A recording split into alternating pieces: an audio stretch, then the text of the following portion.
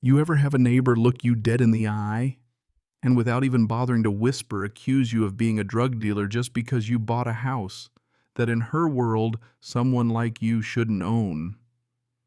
That was my welcome mat right there. No pie. No, let me know if you need anything. Just a warning shot straight from her thin, pursed lips to my chest. I'm watching you, and I won't let you ruin this neighborhood. You know what I mean? That was the first thing she ever said to me before I'd even slept a single night in the place I'd worked years, double shifts, weekends, all of it to afford.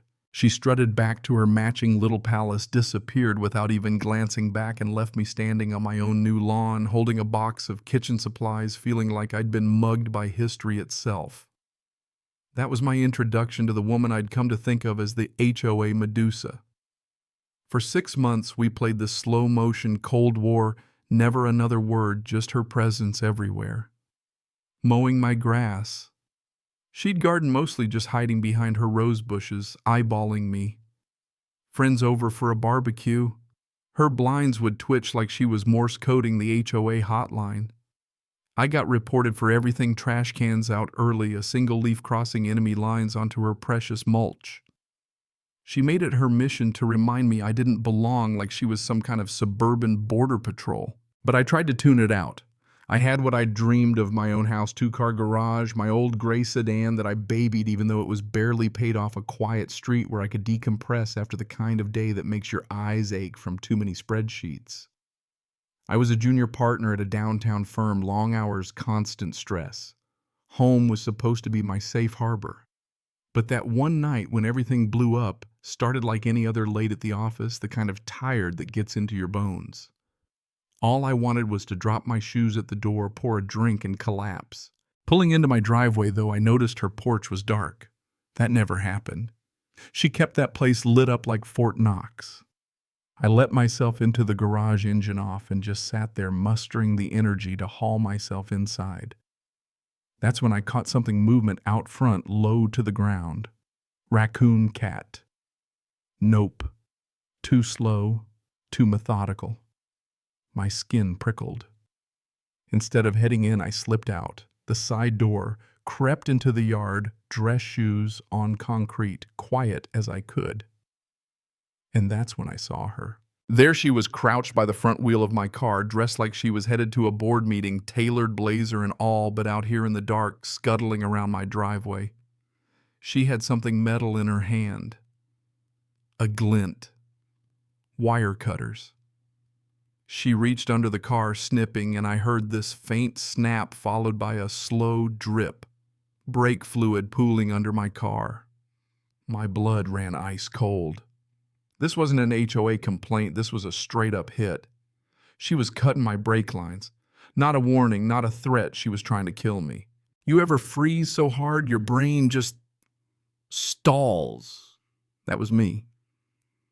But the accountant part of me, the part that solves problems, not causes scenes, took over. Instead of yelling, I whipped out my phone, shaking so bad I could barely keep it steady, and started recording. I filmed her for half a minute, her face, the tools, the puddle. No way to talk around this one. She finished, gave the cut line a final tug, pocketed the cutters like she was just putting away lipstick, dusted off her hands, and checked the street before heading back to her yard. That was my moment. No more playing the quiet game. I stepped out into the driveway, voice low, going somewhere. She jerked like she'd been electrocuted, spun eyes wide. I held up the phone, still recording her face caught mid-smirk. For a split second, she knew she was done. But then, as fast as flipping a light switch, panic morphed into righteous anger. She threw her shoulders back, chin up, and spat, "What do you think you're doing, sneaking around like that? You scared me to death." She tried to flip the script on me right there in front of God and the whole neighborhood.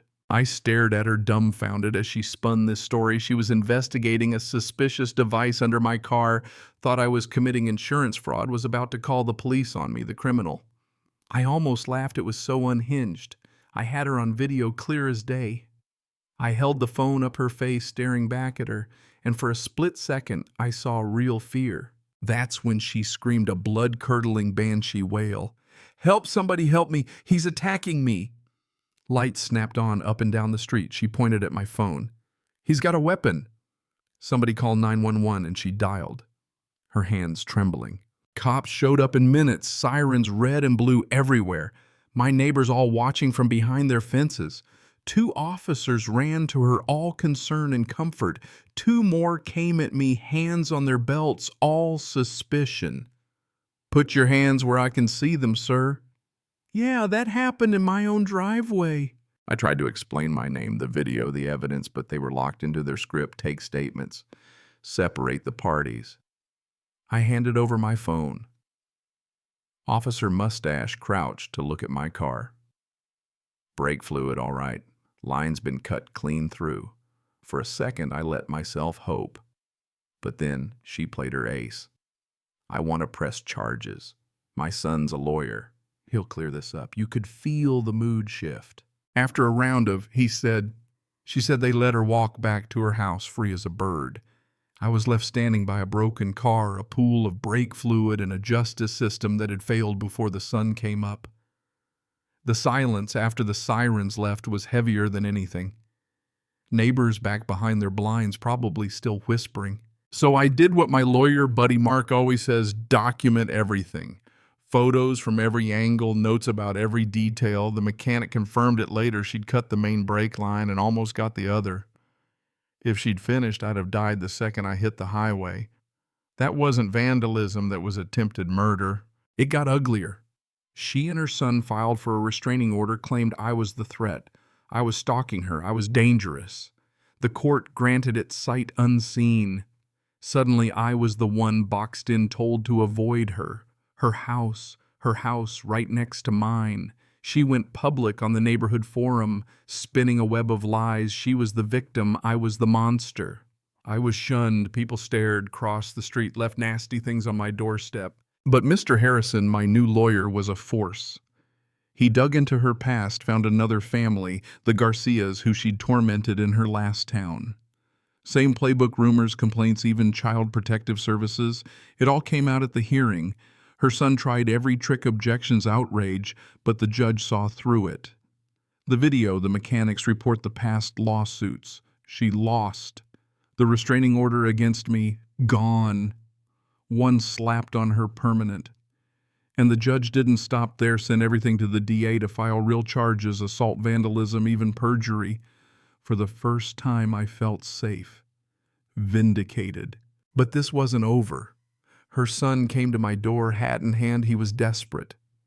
Offered me a settlement, a fortune, really, if I'd recommend a plea for psych treatment, not prison. I had to think justice or peace. I took the deal, but on my terms, her full guilty plea, a 10-year commitment, a public apology to the Garcias, and to me the whole story set straight. She agreed. I got my settlement, paid off my house, my debts. But that house would never feel the same, so I sold it, quit my job, traveled, found new meaning. I went to law school, became the kind of lawyer I'd needed back then, helping people no one else would. Years passed. I got a letter about her parole. I showed up, spoke my truth, and her parole was denied. That was the real ending. Her hatred had almost destroyed me, but I turned it into something that helped others. If you ask me if I'm still angry, no. I learned anger's too heavy to carry. My legacy's not her poison. It's the justice I help bring every day. For every Susan, there's a Mr. Harrison, a Sam the mechanic, a neighbor who leaves wine. That's what I hold on to now. The brakes on my life were cut, but I didn't crash.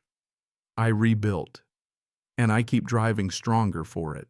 Now let me ask you, if you had the chance, would you choose vengeance or would you choose to move forward? What does justice look like to you? Drop your thoughts below. Let's talk about it. And if you've ever had to stand up for yourself against a system stacked against you, share your story. You never know who you might help.